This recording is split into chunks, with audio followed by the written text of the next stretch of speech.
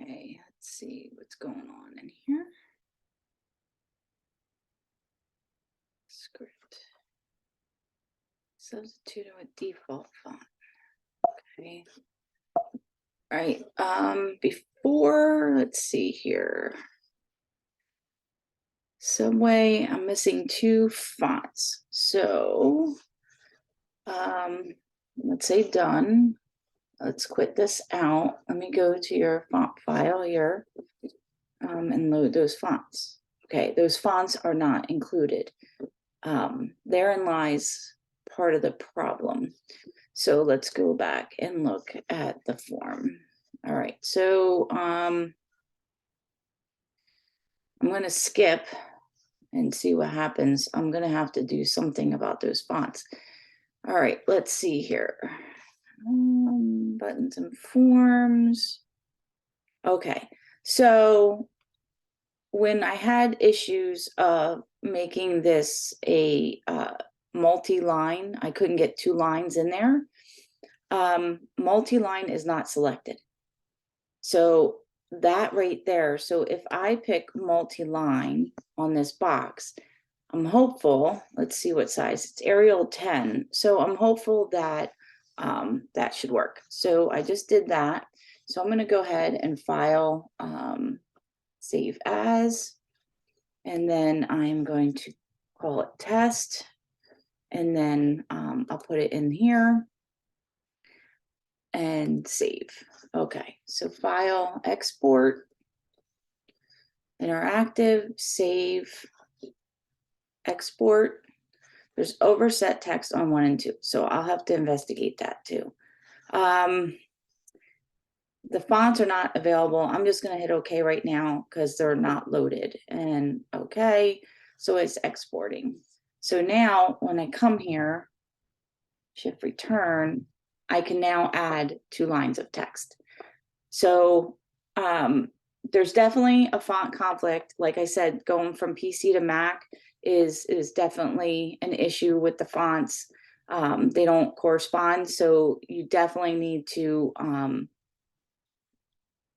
like if you're going to set something up on the PC, then bring it in, open it up on the Mac, reset the fonts correctly, package the file. So that way you have everything set. And then make sure that when you're setting up these boxes, that the multi-line is chosen inside here. So that is what was key. And then institution 1, that was good. That's good. Institution 2, your description says 2. So when I say please go back, double check, test, you need to go to every single one of them and double check. So institution 1, this still says institution 1, even though you named the name here. So you forgot to change your description. So that can cause a conflict as well.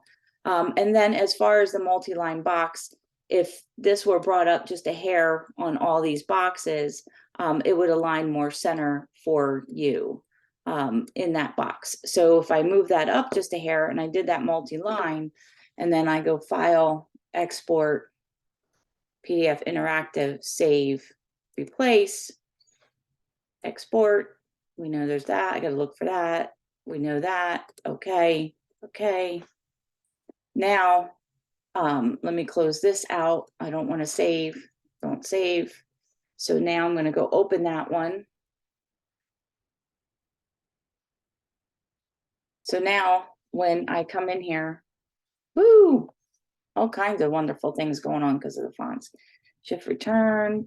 So now you can see they're aligned a little bit better in the center, and that makes a difference.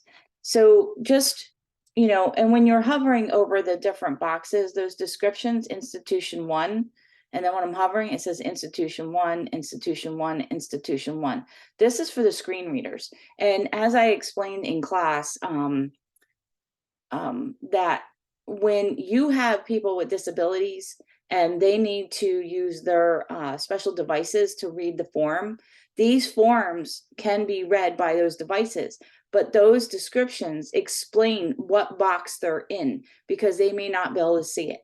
I work with DLAS, which is people who have disabilities with vision and blindness, And they use a lot of those types of screen readers to help them fill out these forms. So as they hover and scroll, it tells them what box they're filling out.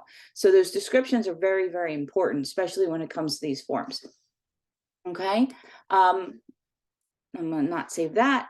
So the second part was, I'm not sure, I guess this is it's throwing me an error here. That's part of the font. So you tried to pick a script to make it look like a signature. That's all fine.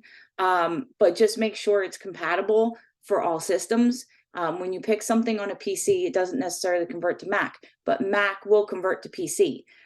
It's just one of those weird anomalies. All right. So I'm going to finish grading. I will fill out the comments and then I will set up your grade. All right. Nice job.